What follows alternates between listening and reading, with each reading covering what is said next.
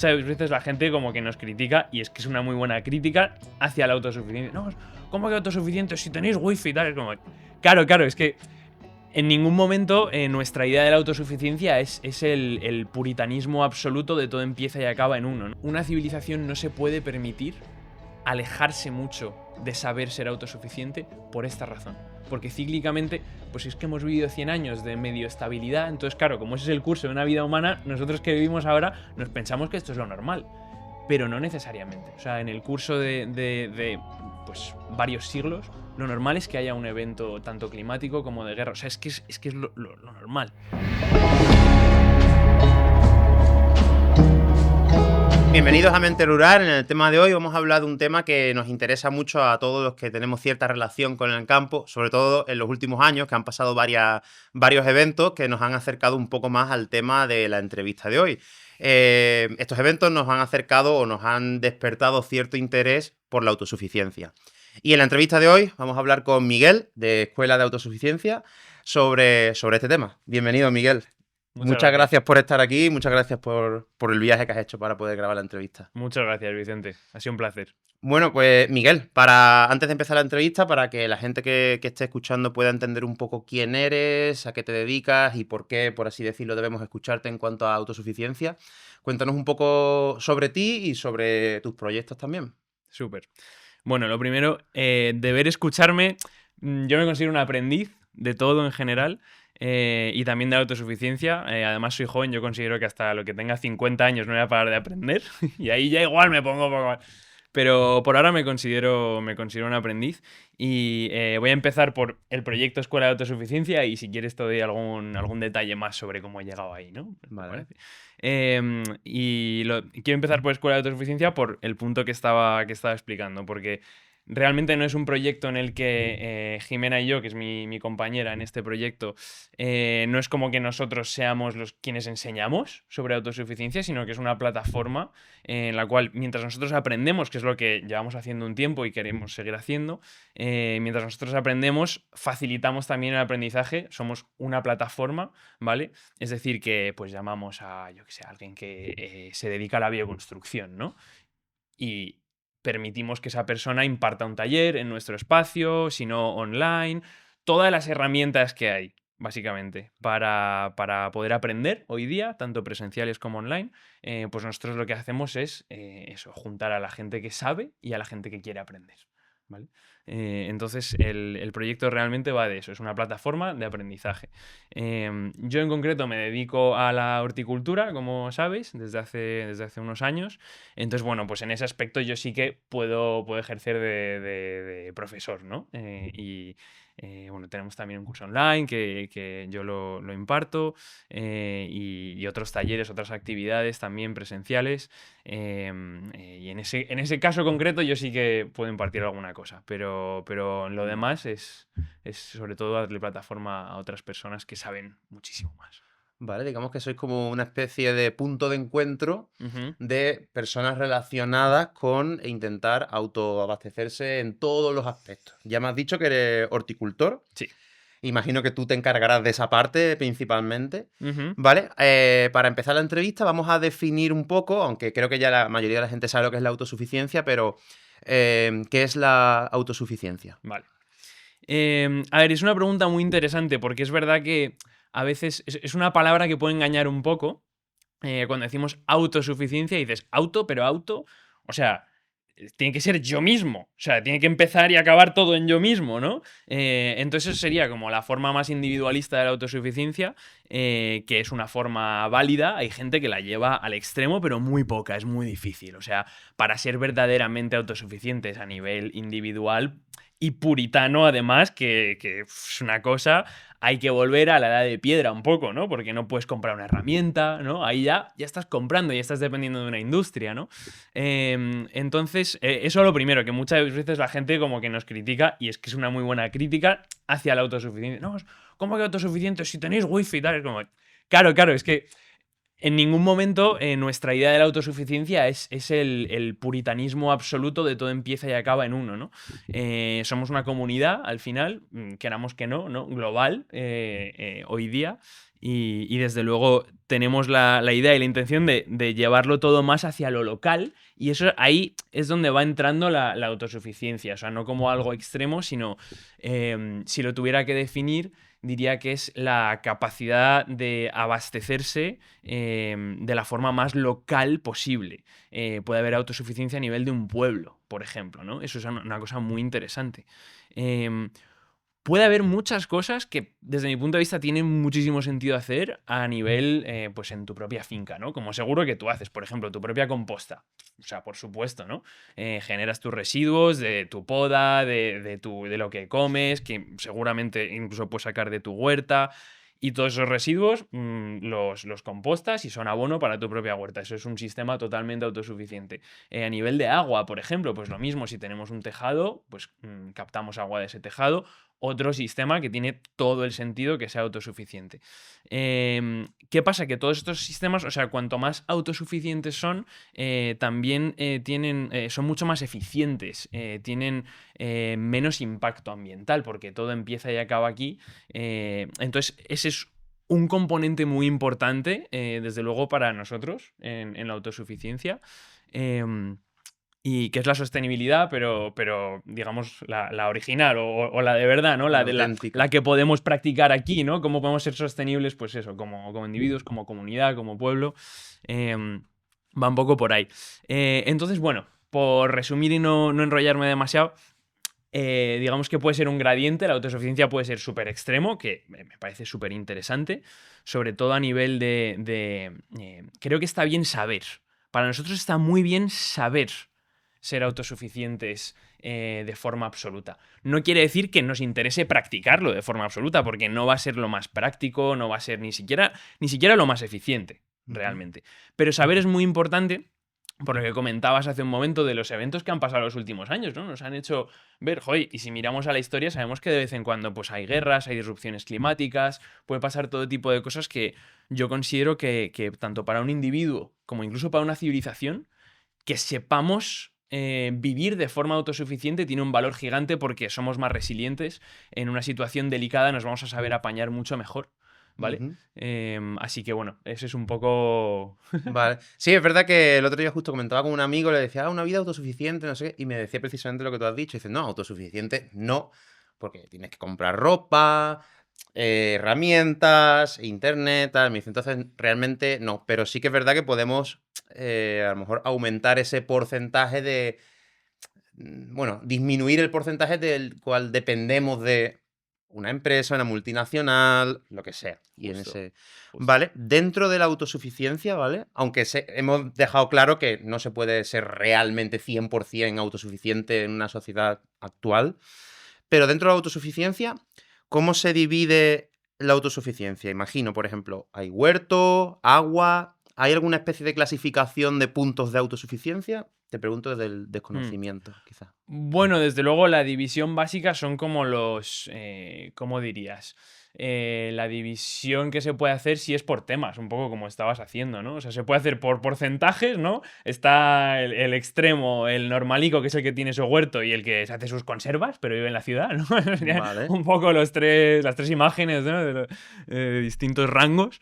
Y luego está por temas, por supuesto. Ahí yo, por ejemplo, que me dedico a ayudar a la gente a cultivar sus propios alimentos, joder, pues eso es un tema muy grande y es en el que yo también me he decidido enfocar porque la autosuficiencia alimentaria es de las cosas que tienen más consecuencia ambiental dentro de las que podemos hacer, ¿no? Porque el sistema alimentario, como comemos todos los días, ¿no? Pues es Claro. algo que es constante. O sea, no es como una carga de ropa, pues tú puedes enviar hipotéticamente, ¿vale? No digo que funcione así, pero por ponerlo un poco en perspectiva, pues puedes enviar un barco una vez cada, no sé, mes, por ejemplo, ¿no? De ropa de un sitio a otro, ¿vale?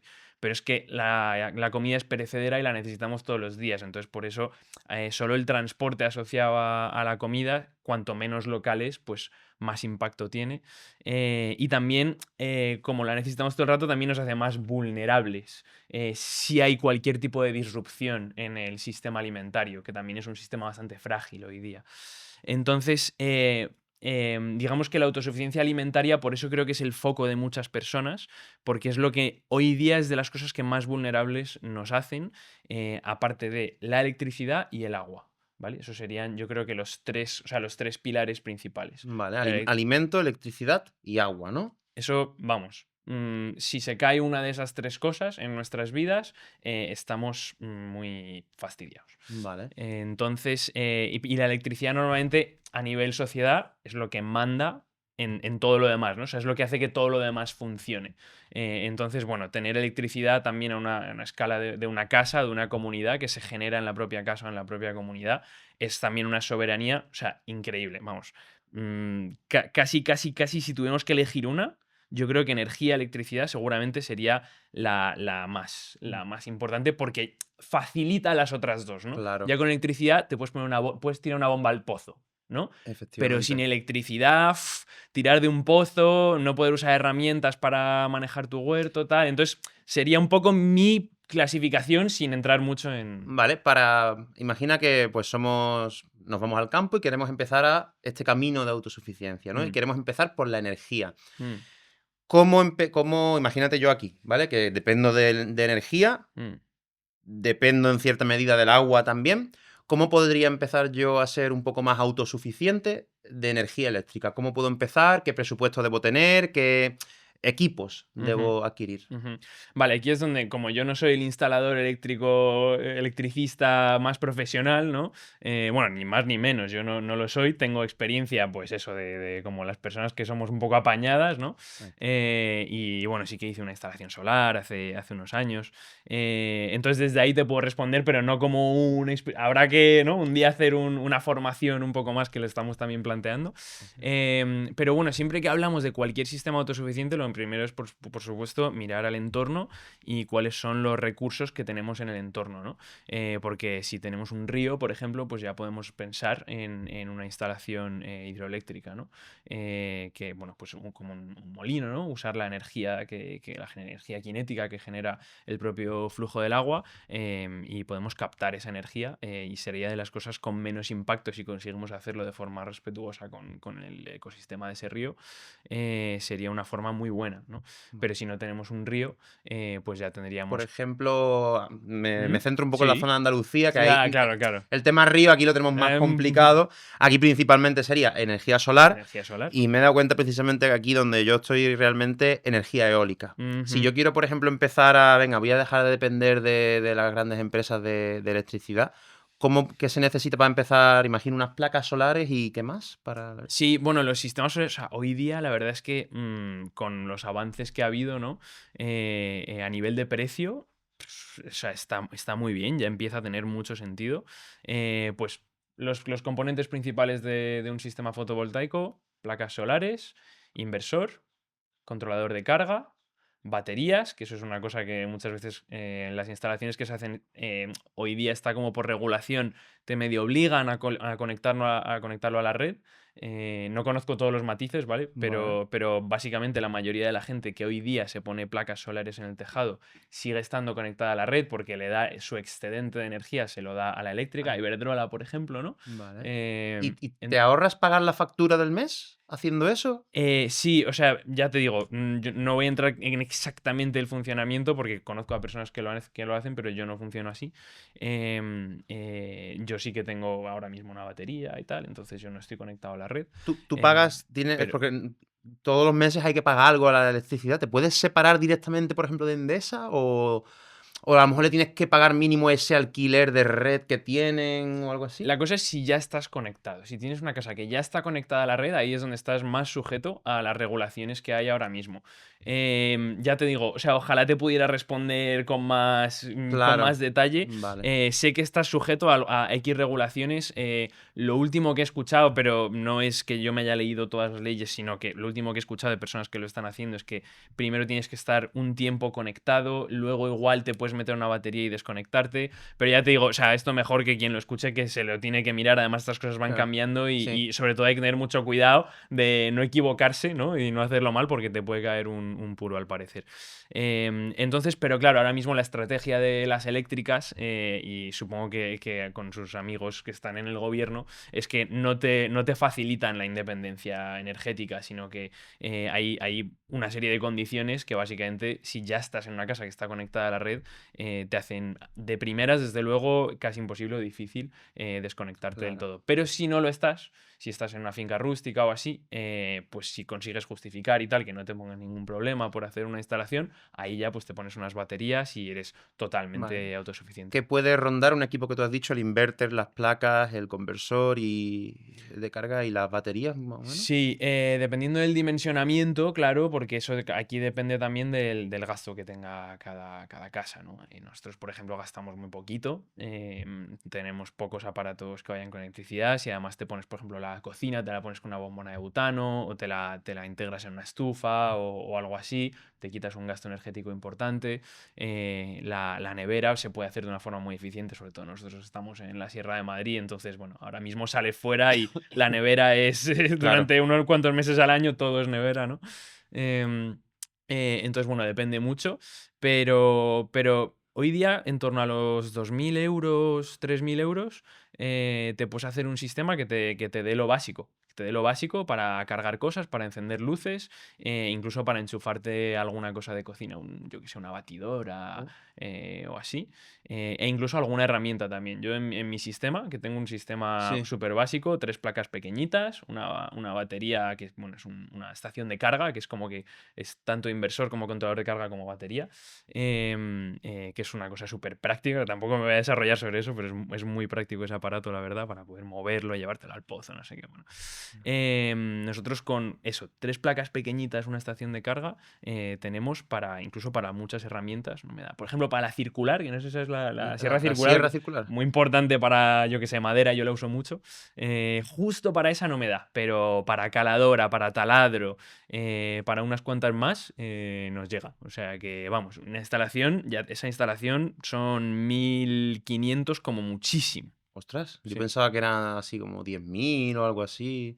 A lo mejor por 10.000 tienes una potente, a lo mejor para estas dos casas, ¿no? Por Claro, claro, ejemplo. para 10.000 te metes la lavadora, te Claro, metes fregaplatos incluso, por 10.000 te metes lo que quieras. También depende si te la haces tú, claro, yo estoy hablando del precio de los materiales, claro. de comprar los materiales, los cables, ponerte tú, tal, los fusibles, colocarlo todo tú. No es lo mismo que si contratas a alguien para que te lo haga. Por supuesto, ahí pues la mano de obra también habría que Claro, añadirla. vale. Vale, Miguel, por ejemplo, vamos a hablar empezar por lo básico de la autosuficiencia. Imagina, por ejemplo, una persona en un piso en Madrid, en Málaga, que vive en un piso normal, vamos a decir 70 metros cuadrados, con su terraza, un piso normalito, ¿vale? Ujú. Esta persona, ¿cómo podría empezar alguien que vive en un piso Mm. a este camino de la autosuficiencia? ¿Qué cosas podría empezar a cambiar en su vida para empezar en este camino? Mm. Hombre, podemos ir de menos a más, ¿no? Además, como con todo, los cambios radicales a veces son muy duros. Y por eso nosotros nos enfocamos mucho en el conocimiento, porque lo primero que puede hacer, creo, no que puede, sino incluso que debe, o sea, creo, desde mi punto de vista, la mejor idea es empezar a formarse. Empezar a aprender, ¿no? Acercarse desde el conocimiento, porque si te vas al campo de una, te vas a dar un mamporro contra el campo. Sí, sí. Me ha Eh, pasado. sí. Me ha pasado. Bueno, la verdad es que a muchos que estamos en esto, ¿no? Además idealizamos mucho hoy día en la ciudad, ¿no? Y dices, bueno, tal, arco iris y unicornios, todo en el campo, ¿no? Y luego no, pues, joder, primero está bien ir poco a poco y darse cuenta de cómo son las cosas.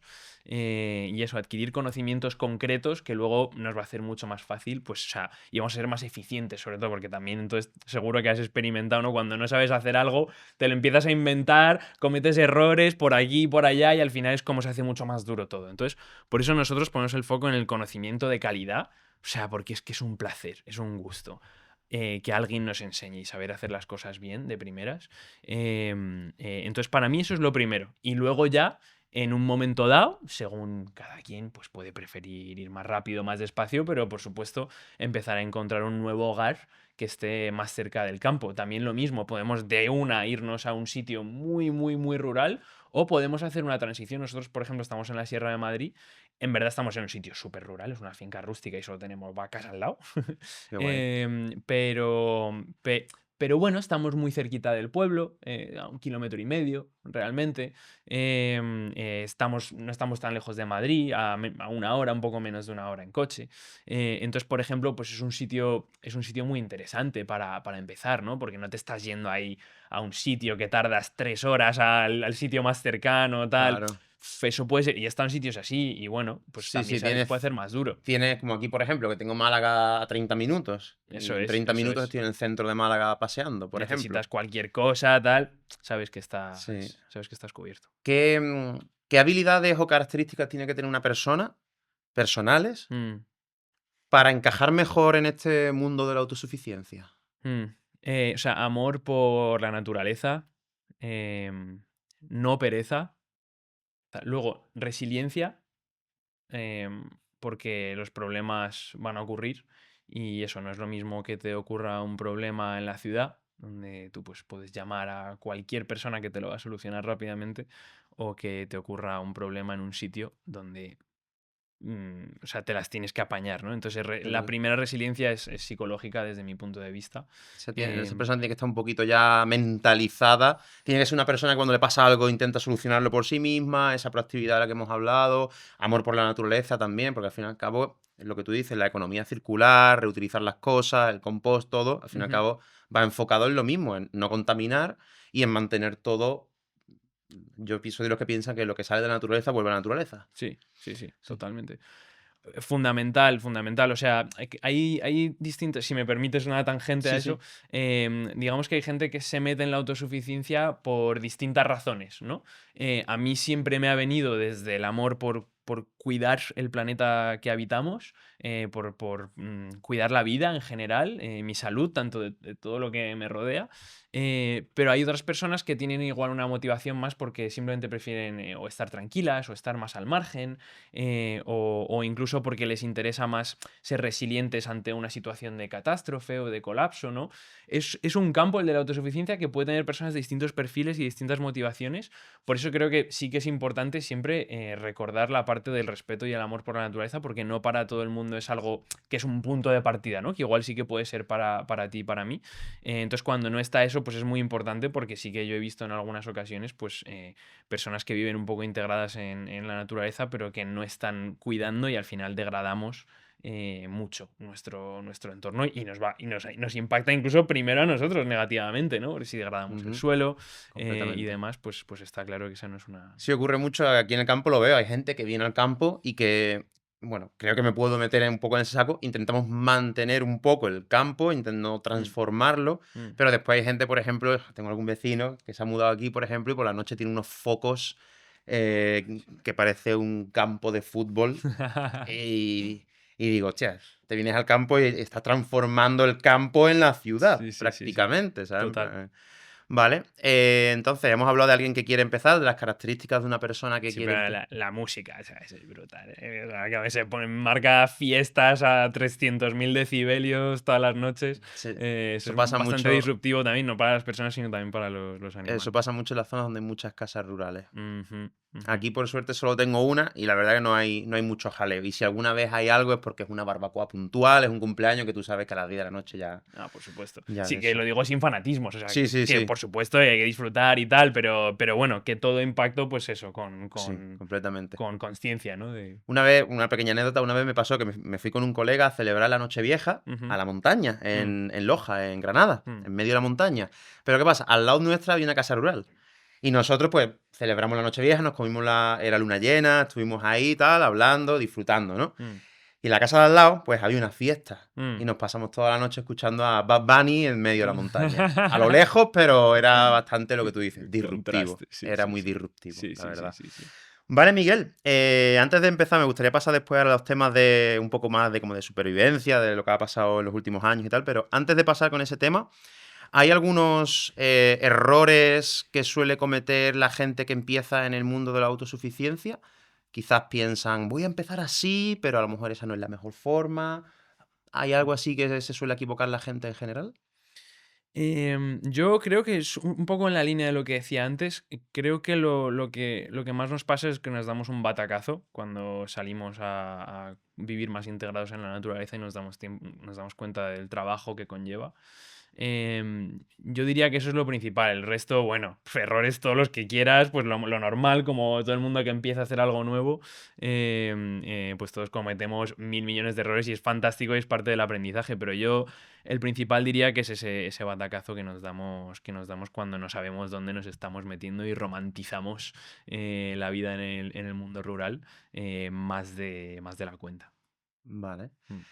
Venga, vamos a pasar, vamos a meternos un poquillo en los temas estos de...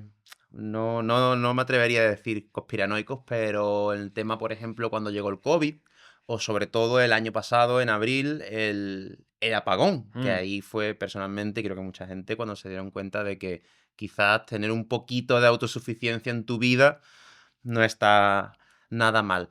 Imagina que tenemos una situación como el apagón que ocurrió el año pasado. ¿Cómo podría ayudarnos la autosuficiencia en estos casos? Mm. Em, pues a ver, es muy interesante porque para mí, em, digamos que, o sea, si yo hiciera la pregunta de por qué ser autosuficiente, ¿no? Pues hay como muchísimas razones. Una que es con la que ya hemos hablado, que tenemos mucha afinidad, que es vivir más cerca de la naturaleza y tal. Y otra es precisamente por estar más preparados ante situaciones como las que hemos vivido, que han sido muy suaves. Las que hemos vivido, o sea, Sí. para mí es importante decirlo.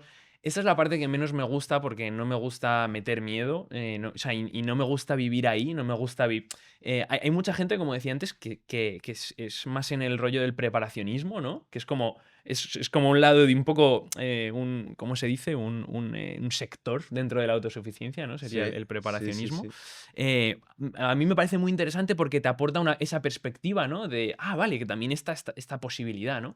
Yo lo veo y perdona por ahora vamos como encauzamos un poco más hacia la respuesta concreta, pero yo lo veo como, porque hay gente que dice, no, tal, pero es que eso es vivir desde el miedo, tal. Como la misma razón por la que tenemos un botiquín en casa, ¿no? Que tú tienes un botiquín, no porque tengas miedo de que pase algo, ni porque vivas todo el rato pensando, ostras, cuando me haga una herida, cuando me haga una herida, sino porque sabes que puede pasar, sabes que a veces pasa. O igual no te pasa en toda la vida, igual en toda la vida no lo usas, igual hay una cosa en tu botiquín que es solo por si te da un, yo qué sé, Sí, un como ataque epiléptico el o cualquier... torniquete, por El ejemplo, ¿no? torniquete, justo, el torniquete, que es muy bueno tenerlo, ¿no? Pues ojalá no, pero lo ideal es tenerlo. ¿Por qué? Porque sabes que es algo que puede ocurrir. Entonces, para mí, o sea, esa es la forma para mí de ver ese aspecto de la autosuficiencia.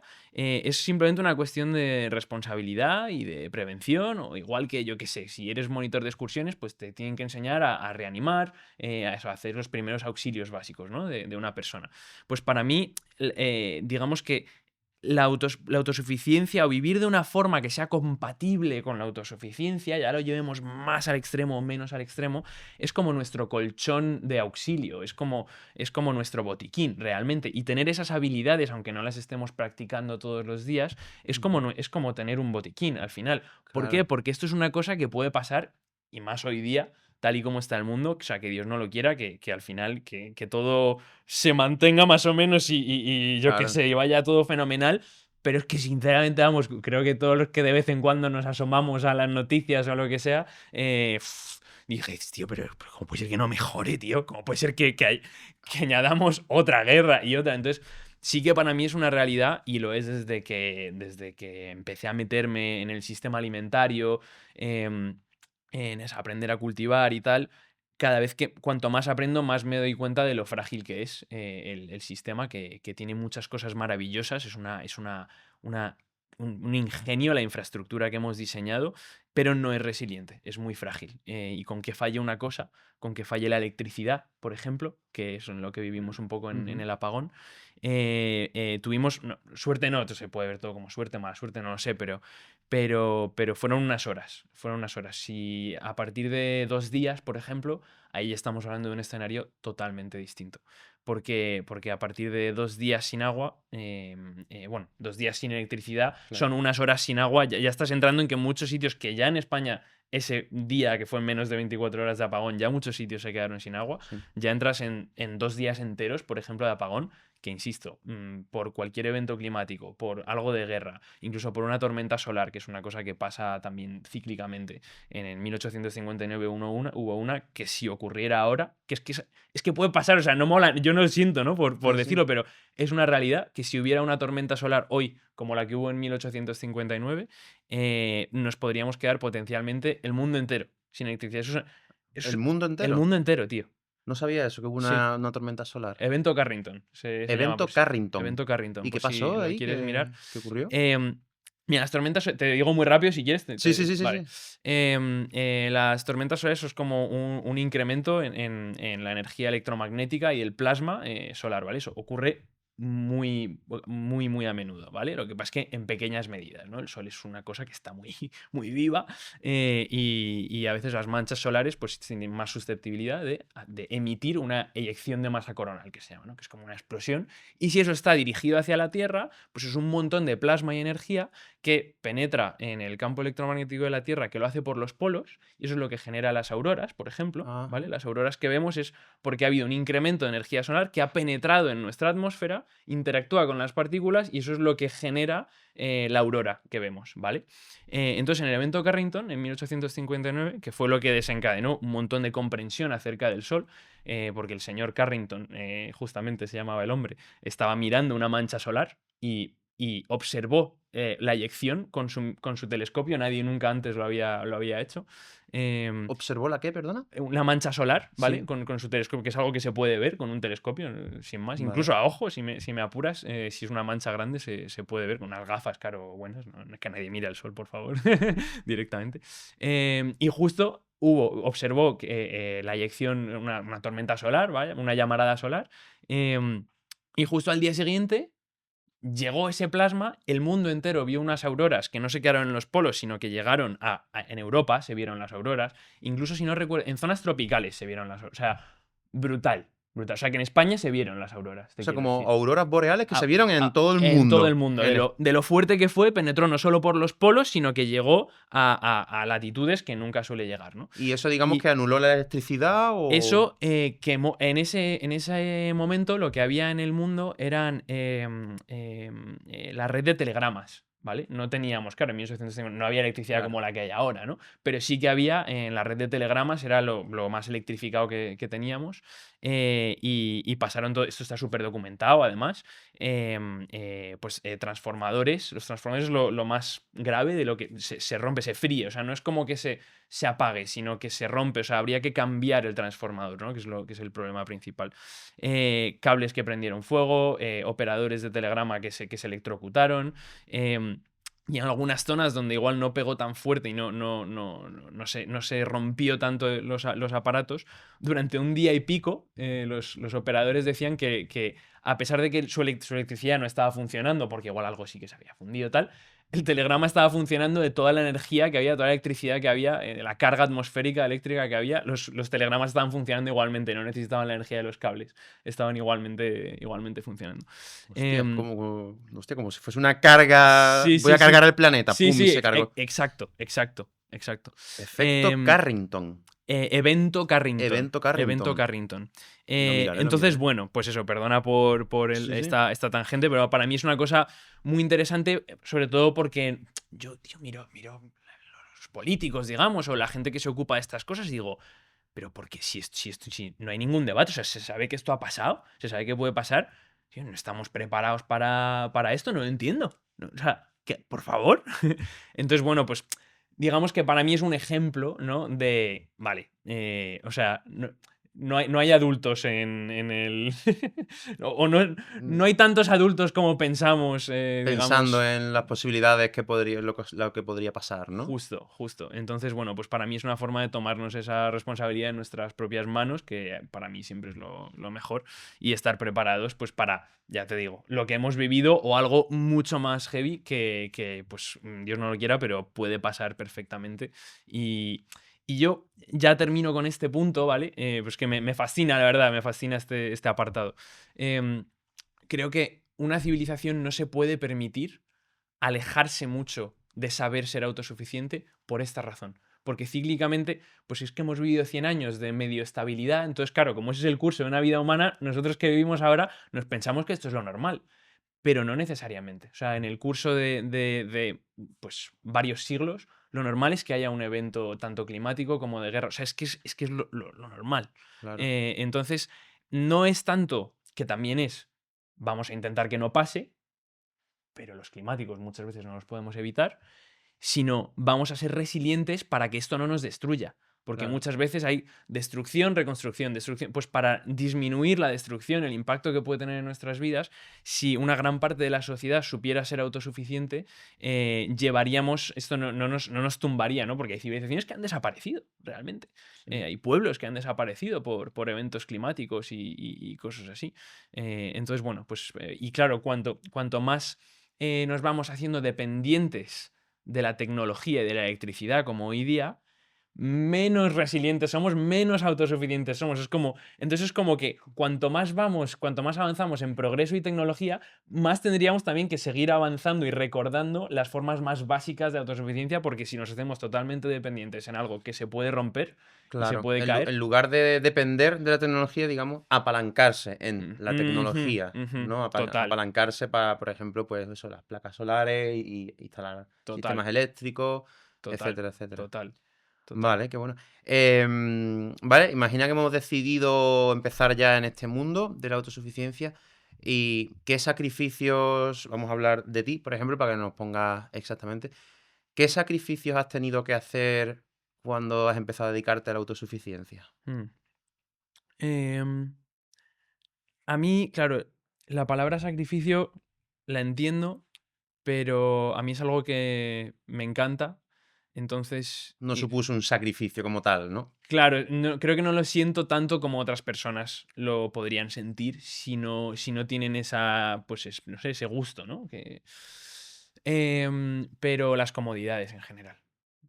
Las comodidades, o sea, pues eso, igual ahora mismo yo puedo decir, bueno, pues yo ahora mismo estoy sin agua caliente. Llevo sin agua caliente bastantes meses. Em, pues electrodomésticos, pues no puedo usar todos los electrodomésticos que quiero. Ahora mismo no tengo lavadora durante un tiempo. Ahora mismo estoy dependiendo de la lavadora del pueblo, por ejemplo. Ahí desde luego que no soy autosuficiente. Lo podría hacer a Ostras. mano, pero es mucho más ¿Que hay una cómodo. lavadora comunitaria o algo? Sí, de estas, lavandería, ¿Una lavandería. lavandería? Sí, sí, una lavandería en el pueblo, vamos, Vale, sin más. vale, vale. Pero sí, pues, o sea, diría que las comodidades. Y para mí eso es algo positivo porque creo que las comodidades hoy día nos tienen un poco apalancados, como bien decías, ¿no? Sí. Em, y las comodidades llevadas al extremo, pues realmente nos estancan, ¿no? Estancan a nuestros cuerpos, estancan a nuestras mentes. Un poco para mí, Wall-E, no sé si sabes qué peli es. El robot La- sí la he escuchado, pero no la he visto. Vale. Bueno, pues para mí eso es un poco el extremo al que llega la humanidad si sigue en este curso de la comodidad, ¿no? Entonces, para mí también en ese sentido la autosuficiencia es como el remedio. No, porque no te permites, no te puedes permitir, porque dependes de usar tu cuerpo, ¿no? Entonces es un modo de vida que te obliga a estar sano, te obliga a moverte. Em, entonces, bueno, igual que alguien puede querer ir al gimnasio para mantenerse bien, pues si intentas ser un poco más autosuficiente, puedes asegurarte de que vas a estar activo y más sano. Entonces, bueno, para mí ese es el mismo sacrificio que ir al gimnasio. Vaya. Ah. Es, O eh, sea que, vale, sí, te puedo entender sí. por ahí. Vale, Sí, vale, qué sí, sí. bueno. Vale, Miguel, pues eso, hemos hablado de la autosuficiencia y tal. ¿Tú consideras, hablando antes del evento este Carrington, de qué año era? 1850, 59. 59. ¿Tú crees que a día de hoy Bueno, creo que más o menos puedo saber la respuesta, pero ¿crees que a día de hoy somos más autosuficientes que antes o menos? O menos. Mucho menos, ¿no? Pues muchísimo menos. O sea, somos tan poco autosuficientes que no sabemos hacer nada, realmente. No sabemos hacer nada, no sabemos vivir con lo que la naturaleza tiene que ofrecer. Y para mí eso es peligroso. Vale. Sí, realmente yo pensaba que a lo mejor quizás con las nuevas herramientas, la tecnología y tal, podríamos quizás, hostia, pues a lo mejor si antiguamente se conseguía electricidad poniendo un molino Mm. tal, que diese vueltas todo el día y tal, pues a lo mejor a día de hoy, pero qué va. Es un punto muy interesante ese, porque, joder, estamos en un momento de la historia súper interesante en el que precisamente las herramientas que tenemos nos pueden permitir ser autosuficientes de forma más eficiente y más cómoda también, ¿no? Bueno, ser autosuficientes, es decir, yo compro la herramienta, ¿vale? Sí. Pero a lo que me refiero es, podríamos generar un sistema, ¿vale? Más o menos globalizado, pero un sistema en el que, digamos que la tecnología esté al servicio de que nosotros podamos ser más resilientes y vivir más integrados en la naturaleza. Em, no sé, por ejemplo, una excavadora, como toda herramienta, pues se puede usar de muchas formas. Ujú. Pero una excavadora es una herramienta magnífica para, por ejemplo, aterrazar el paisaje. Aquí estás en un sitio con muchas laderas, mucha Sí, inclinación, y no vendría mal un poco de aterrazamiento, ¿no? De curvas de nivel, ¿no? Para retener el agua, que haya menos erosión y tal. Coño, pues es que hace 200 años era una penuria hacer terrazas, y las hacían, ¿eh? claro, Em, sí, sí. pero hoy día con las excavadoras, o sea, es una herramienta. Si pusiéramos esa herramienta que en su gran parte se usa para hacer cosas que no son regenerativas, no aportan a nuestra autosuficiencia, sino al revés, muchas veces estamos pues construyendo casas que se van a caer a cachos, que no están hechas de forma eficiente ni nada así. Pero vamos, te podría decir lo mismo pues con, yo qué sé, con un serrucho que hoy día, mira, hay unos serruchos japoneses, que estos muchas no sé si te suenan de los chicos de la estación agroecológica de Beiro, del proyecto Dispersor y de Calara, son Ana y Jaime, bueno, que se dedican a hacer agricultura sintrópica. Nada, es que me ha venido a la cabeza. Agricultura sintrópica. Sintrópica, No lo había sintrópica. escuchado nunca. Ah, pues bueno, te recomiendo que lo mires. Después, vale, después lo Sí, hablamos, que te voy a hacer una sí. pregunta después. Sí, Genial, sí, sí, genial, sí. genial. Bueno, pues es que es porque me ha venido a la cabeza, podría decir mil cosas, ¿no? Pero tienen unas sierras que cortan como mantequilla, ¿sabes? Eso en gran parte es gracias al desarrollo tecnológico en cierta medida, ¿no? Y todo así, o sea, una bomba para, yo qué sé, sacar agua de un pozo, moverla. Em, Tenemos un montón de herramientas que hoy sí que nos permiten vivir en la naturaleza, primero de forma un poco más cómoda, ¿no? Porque antes, pues imagínate, sin coche, sin motosierra, tal. Lo que hablamos al llegar también, ¿no? El tema de la motosierra, de las herramientas. O sea, podemos hoy día disfrutar un poco más eh, y con estas herramientas tener un impacto más regenerativo aún de lo que podíamos antes. Entonces, Claro. o sea, estamos en un punto maravilloso, precioso. O sea, podríamos hacer algo precioso hoy día con estas herramientas si las usáramos en servicio a eso y se volvería un sistema en el que la tecnología no sería como es ahora, que es un problema, es como un sistema con tecnología pero regenerativo y que la tecnología esté en servicio a la regeneración y a la vida Exactamente. en la naturaleza. Sí, completamente de acuerdo. Me ha llamado mucho la atención que has usado la palabra aterrazar. Aquí nosotros nos referimos a eso como abancalar. Ah, ok, ok. Me resulta curioso el tema del campo de gente que vive en el Sí, norte, que sí, para mí sí. ya Madrid ya es el norte, Sí, sí, sí, a sí. gente del sur. Me Sí, ocurrió algo sí. muy parecido en Galicia. Era todo lo mismo, pero Con otras con otras palabras, palabras y tal tal. cual. Es que eso me llama mucho. Los contrastes me llaman la atención A mí mucho. me encanta también. De hecho, me la apunto, abancalar. Además, me Abancalar. gusta mucho esa palabra, abancalar. Me da como placer. Sí, aquí Abancalar. lo llamamos bancales. Bancales, Y vale. claro, una excavadora, hombre, hacer eso a mano, no me quiero imaginar. Aquí una excavadora te lo hace en un par de horas. Sí, Hacer eso a mano, madre mía, qué locura. Tiene que ser mover toda esa tierra a efectivamente. mano. Qué Efectivamente. bueno. Sí. Vale, Miguel, vamos a hablar un poco de vuestra escuela, de escuela de autosuficiencia y tal. Y lo que aporta, lo que hacéis y tal. ¿Cómo empezó ese proyecto? Bueno, si no me equivoco, tenías otro tú antes, que era Dando Fruto. Sí, Eh, ¿Cómo te dio por empezar por ahí? ¿En qué consistía tu proyecto? vale. Yo dando fruto empecé un poco. Bueno, O sea, yo primero, ¿no? Empecé a aprender a cultivar. Yo soy un urbanita, como muchos que estamos en esto. Ujú. Y bueno, pues como yo saliendo un poco del cole, más o menos en esa época, me empecé a dar cuenta de que no sabía hacer nada, no sabía dónde venían las zanahorias, las lechugas, tal.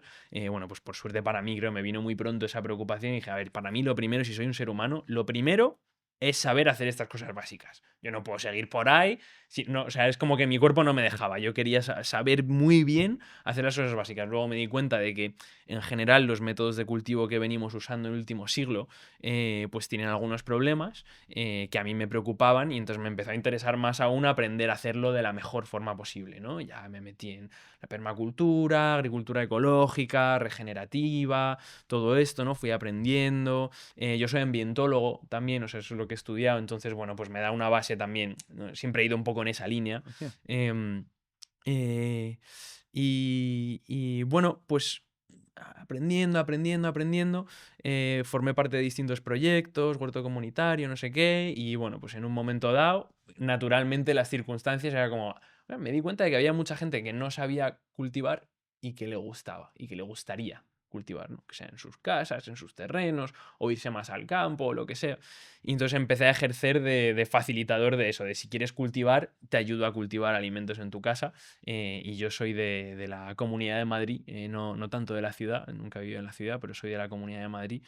Y entonces, bueno, pues naturalmente empecé a ayudar a las personas, pues lo típico, ¿no? Empezando por tu tío, tú tal, tú, venga, a mi madre, ¿no? Claro. Un huerto, tal.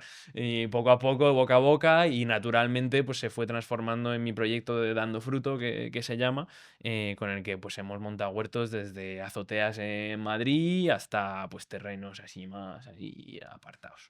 Ostras. Y eso, bueno, lo he seguido haciendo hasta el día de hoy. Vale. Y después pasaste a la escuela de autosuficiencia, ¿no? Con tu compañera, ¿me has Eso dicho? es, eso es. Que eso era un sueño desde hace ya muchos años también, una idea, ¿no? Pues un poco, pues, por qué te voy a contar, ¿no? Pues por el interés que tenemos, ¿no? En esto, por saber lo mismo, que hay mucha gente con este interés y pensar que sería muy bonito, pues según vamos aprendiendo, pues facilitar que otras personas puedan aprender de esto Qué bueno. con nosotros. Sí. Vale, ofrecéis formación en la escuela. ¿Y cuál es el perfil de las personas que quieren aprender autosuficiencia? ¿Cómo son esas personas, por lo general? Em, yo diría primero que muy diverso en cuanto a, yo qué sé, estatus, vamos a decir, socioeconómico, ¿no? O sea, hay gente o sea, gente con mucha pasta y gente con muy poca pasta. En ese sentido, súper diversidad de gente con este interés. También, no sé, de origen, de nacionalidades, tal. O sea, es como algo como que está, este interés está en todos los estratos de la sociedad. Mi análisis, así Ujú. a bote pronto, no sé. Em, y por supuesto que todo el mundo con quien yo me encuentro sí que comparte una sensibilidad. Una. Pero no solo la obviamente, ¿no? Obviamente una sensibilidad en el sentido de un gusto por la naturaleza, tal. Pero también una sensibilidad, algo que se nota. No sé, es más, me tiendo a llevar muy bien, tiende a ser fácil con la gente que estamos en esto. Sí, No sé, a ser gente muy amable, tal. Eso lo podría resaltar también. sí. Yo suelo llamar eso gente del rollo, Gente del gente rollo. del mundillo, de Sí, nuestro sí, sí. rollo, digo Sí, sí. muchas Igual es veces. solo eso, que somos del mismo rollo y ya está, ¿no? Y no tiene Sí, más. eso pasa mucho en lo que se conoce como en las tribus, Ujú, ¿no? Que se junta gente muy diferente, ¿no? Muy heterogénea, por así ujú, decirlo, pero ujú. después, en cuanto a ese factor en concreto, autosuficiencia y naturaleza, son más homogéneos, Claro, ¿sabes? Y por eso encaja y tal. Me eso es. gustaría hablar del proyecto que me pasaste, que me parece muy interesante. Creo que lo habéis empezado ya, entonces si alguien estuviese escuchando esto, quizás llegaría tarde. Pero estás trabajando en un proyecto que me gusta mucho porque tenía como muchos. Era sobre autosuficiencia, si no me equivoco, pero tocaba como cada semana durante 6 meses tocáis un tema diferente. Ujú. No sé si te sabrás todos los bloques o cómo. Debería. Deberías, ¿no? Yo sé que creo que tú salías de los primeros, pero había un montón de bloques, no sé si eran 20 y pico o por ahí, pero desde mitología, micología, no sé, había un montón y dije, ¡buah, qué guay! Es como que engloba todo lo que necesitas para terminar creando esa autosuficiencia. Mm, ¿Podrías hablarme un poco de ese proyecto? Y mientras voy buscando yo los bloques, porque me gustaría... Vale, vale. ¿Vale? Genial. Sí, sí, por si nos perdemos alguno, no vaya a ser. Sí, sí, sí. Pero examen, me los tengo que saber. Bueno, sí, este proyecto se podría considerar relacionado con la autosuficiencia, pero a nivel alimentario, ¿vale? O sea, no tocamos energía, bioconstrucción, tal. O sea, a nivel alimentario sí sería compatible con la autosuficiencia. Es una formación, concretamente de agricultura regenerativa y de gestión del territorio, ¿vale? Ujú.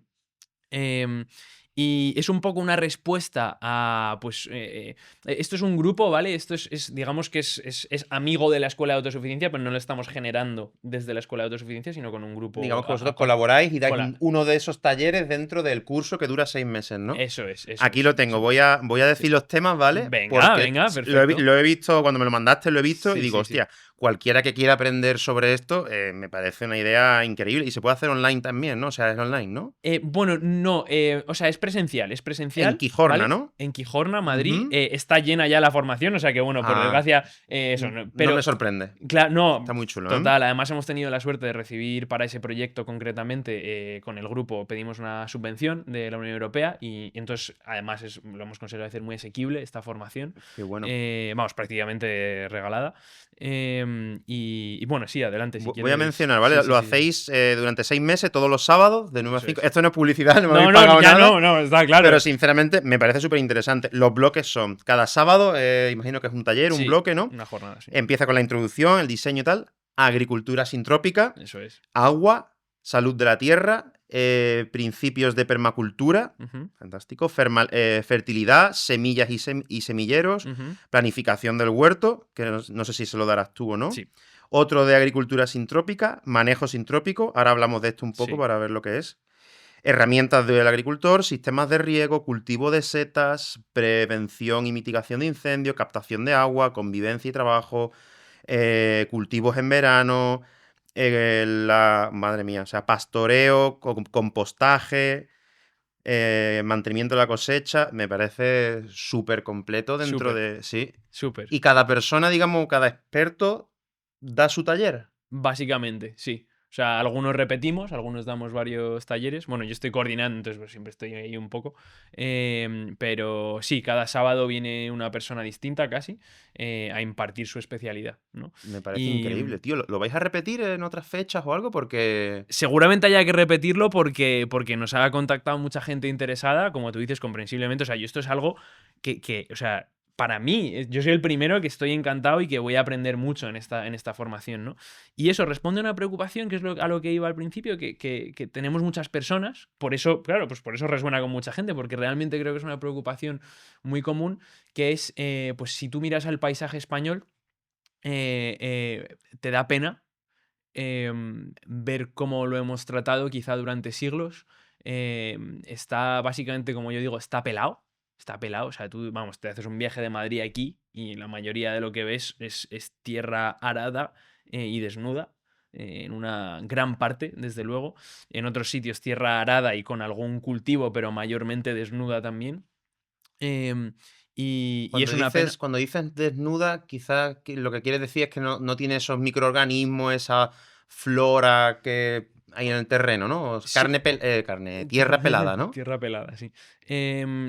O sea, principalmente es que se ve la tierra. O sea, si tú ves la tierra, para mí eso es tierra desnuda, ¿no? Vale. Que no es como la encontramos en un ecosistema natural. Desde un prado hasta un bosque, la tierra siempre está cubierta por la materia orgánica que se va cayendo y descomponiendo sobre la propia tierra. Y eso es uno de los principios básicos dentro de lo que podemos llamar agricultura regenerativa, que es tener la tierra siempre pues cubierta de alguna forma, eso previene la erosión, aísla un poco los extremos de temperatura de la tierra y todo esto, ¿no?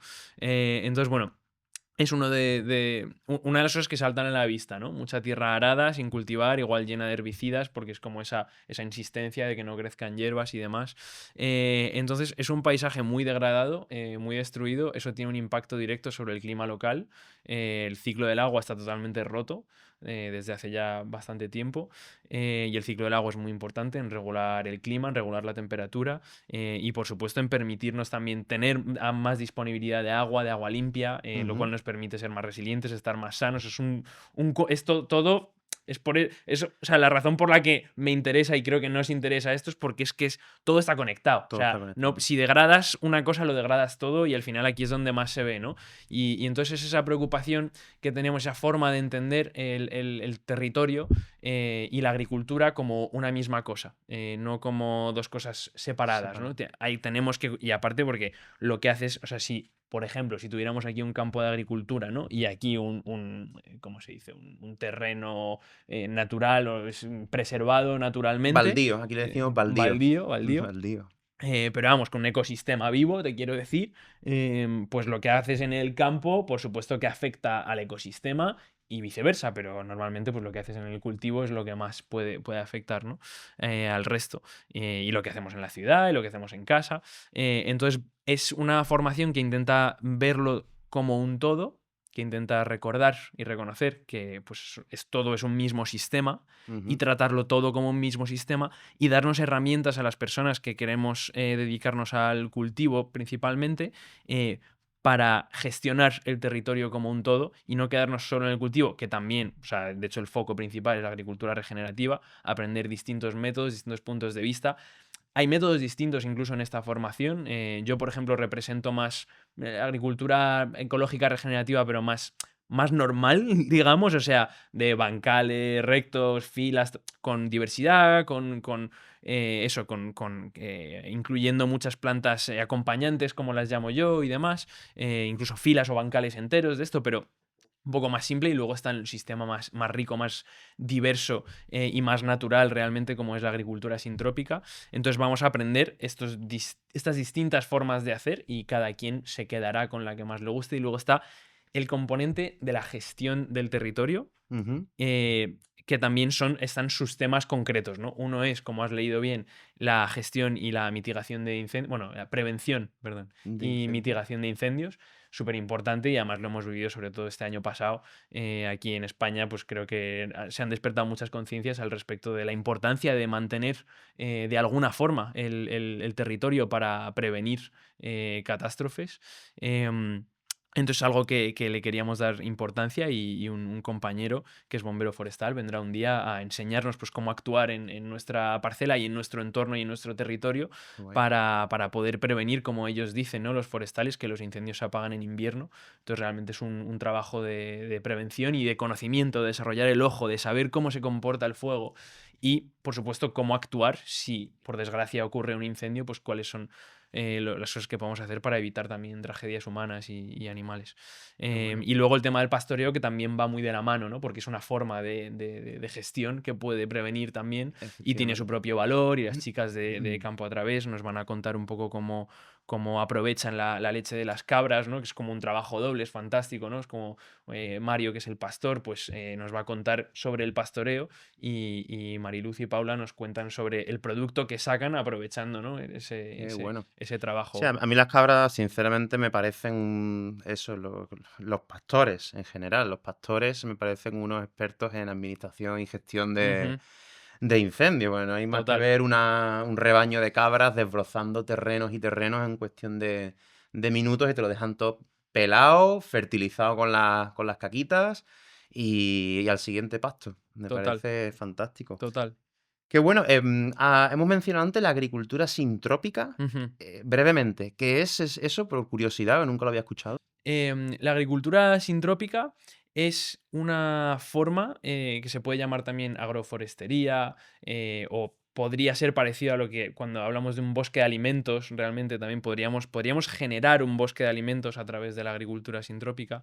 Es una forma de imitar al máximo la sucesión de un ecosistema natural, de tal forma que estamos acelerando el proceso de sucesión y de regeneración del suelo y de todo lo que está vivo en ese sistema, y diseñándolo de tal forma que estamos obteniendo una producción.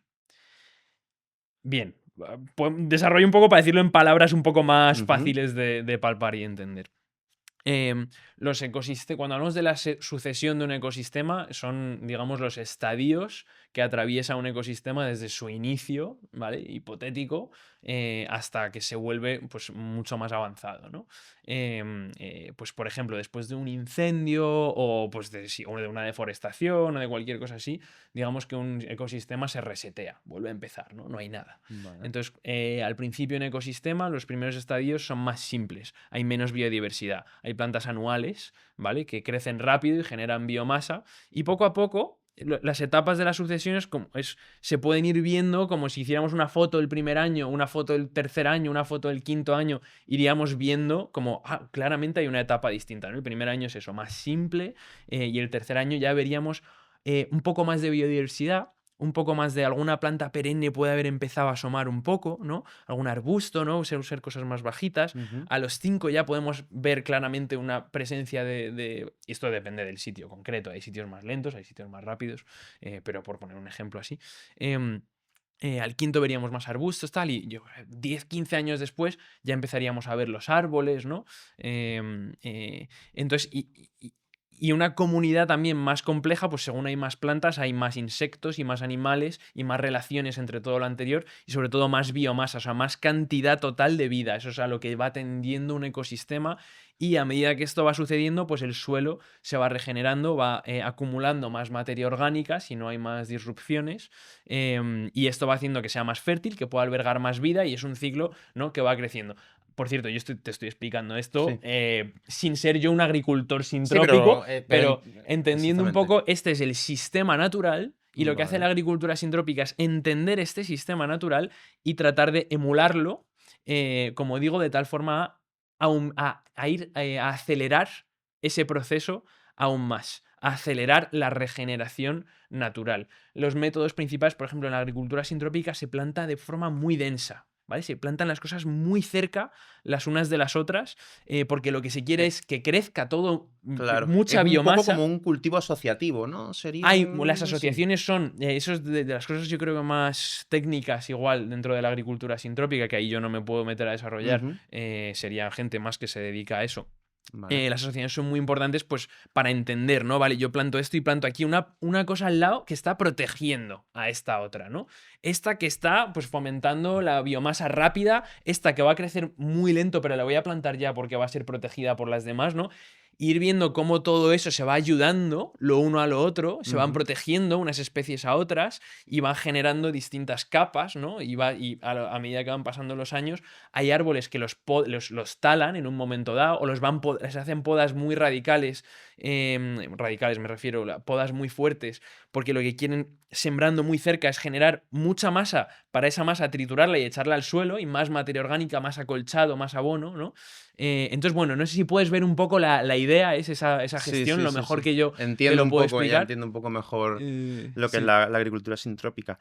Vale, volviendo al tema de la autosuficiencia, vamos a ir ya cerrando un poco la entrevista. vale. ¿Qué le dirías a alguien que quiere empezar a ser más autosuficiente? Que ánimo, que es una cosa muy bonita. Para mí personalmente es lo que más sentido tiene hacer en la vida. Creo que hay una crisis de sentido que mucha gente siente, y esto lo he hablado con personas que están en trabajos normales y demás que también lo experimentan, ¿no? Es como: "Joder, es que en verdad no sé por qué estoy haciendo lo que estoy haciendo". En ese sentido creo que volver a un medio natural en el que ves por qué haces las cosas, entiendes claramente por qué estás haciendo lo que estás haciendo, y que además puedes tener un impacto positivo, puedes regenerar el ciclo del agua, puedes regenerar el paisaje en general, embellecerlo. Diría que ánimo, porque todas esas cosas son muy bonitas y para mí le dan sentido a la vida, la regeneración, la belleza que podemos conseguir, las cosechas, obtener ¿no? la cosecha de tu sudor, también es una gran satisfacción, y la salud, salir de este sistema que quieras o no nos envenena un poco, pues se siente esa ganancia en salud. Entonces, les diría que ánimo y que se acuerden de todas estas cosas positivas en los momentos duros, porque también los hay, pero merece la pena. Sí, completamente de acuerdo. O sea, cuando tú pruebas tus alimentos que has plantado, que has cultivado, que has trabajado por primera vez y después pasa el año y dices, hostia, a mí ahora me está pasando en concreto con el aceite de oliva, pero en verano me Qué pasaba guay. con las manzanas, con las peras, después con las uvas y con las granadas, ahora aceite de oliva, después ahora vienen las naranjas y los limones que tengo de mi propio huerto. Es como que, hostia, eh, qué guay, Ujú, ¿sabes? En plan, esto ujú, no lleva nada, esto ujú, lleva lo que yo le eché ujú, aquel día ujú, que tenía, y la verdad que es fantástico, muy gratificante y vale mm, la pena, los momentos difíciles valen la pena, sobre mm, todo. mm. Vale, Miguel, te voy a hacer un par de preguntillas que siempre suelo hacer, ¿vale? Vale. Y aquí te quiero preguntar, ¿de qué tema o a qué persona te gustaría escuchar si tuvieras la oportunidad relacionado con el mundillo rural? Vale. Pues mira, me gustaría escuchar más a Juan Fran de Living Agriculture. Vale. Es uno de los formadores de la formación esta. De Earth, ¿no? Sí, eso es. Vale. Pero considero que es un tío que sabe muchísimo. Además es un amor de persona. Y ha tenido un recorrido súper interesante. Y bueno, pues lo poco que he hablado con él, sobre todo porque no tiene tanta exposición, hay otras personas que también están en la formación, pero que las he podido ver más y están más expuestas. Juanfran no tiene mucho porque se dedica plenamente casi a su trabajo, no tanto a redes. Ujú. Y a mí me encantaría, sería un placer seguir escuchando todo lo que sabe sobre la Tierra Qué y bueno. demás. Em, Muy guay. Creo que Ismael y Anael diría lo mismo, también están en la formación y me encantaría, se llama Ismana, su iniciativa. Ujú. Lo mismo, pues no tienen tanta presencia en redes y demás, pero son además veteranos, Qué son guay. veteranos y hacen cosas muy ¿Qué bonitas. tema? ¿Qué tema tocan ellos? Sistemas biocompatibles en general, es un poco resumir su tal, pero bueno, Ismael es ingeniero civil y se dedica más a la parte de sistemas de agua en general, ¿no? Pues a nosotros nos va a ayudar con la parte de captación, aprovechamiento del agua en el terreno y demás, pero también temas más bioconstructivos y todo lo que tenga que ver con todo eso. Y ya te digo, pues es una persona que además tiene un gran recorrido. Qué bueno. Y Anael, pues también sabe de todo eso, ella es ingeniera agrícola, pero se dedica a una parte más sutil de la interacción con la naturaleza, ¿no? Una Ujú. interacción, un contacto más intuitivo con las plantas y demás. Y creo que eso es también algo muy poco explorado y muy importante y muy interesante. Y también lo Qué mismo, bueno. sería Vale. genial escuchar más. Y bueno, te Vale. podría dar una lista grande, pero, Claro. pero son los primeros que a mí me han aparecido y lo siento por los Mm. otros 100 que Los, no me co- he acordado ahora mismo, pero los contactaré. A ver, sí, sí, siempre todos los invitados que recomendáis, sí. siempre los contacto y algunos hay suerte y con algunos, pues no. Y bueno, y pues ya por último, ¿dónde te gusta hacer turismo rural a ti? ¿Dónde te gusta ir a despejarte? Turismo rural, o sea, es que me encanta. O sea, todo, no sé. La Sierra de Madrid es poco conocida. Bueno, la Sierra de Madrid, tengo que decir, cuidado, que me van a caer palos, sino la Sierra de Guadarrama, ¿vale? Pues que hay una parte muy grande de la Sierra de Guadarrama que está en Madrid, entonces para ello la sierra que está dentro de Madrid la llamamos La muchas personas Sierra la de Sierra de Madrid, Madrid, pero para ser exactamente pulcros hay que decir la Sierra de Guadarrama. Guadarrama. Em, Qué bueno. es un lugar muy bonito y muy cercano a mi corazón. Y yo es como que no necesito más. O sea, estoy muy contento ahí.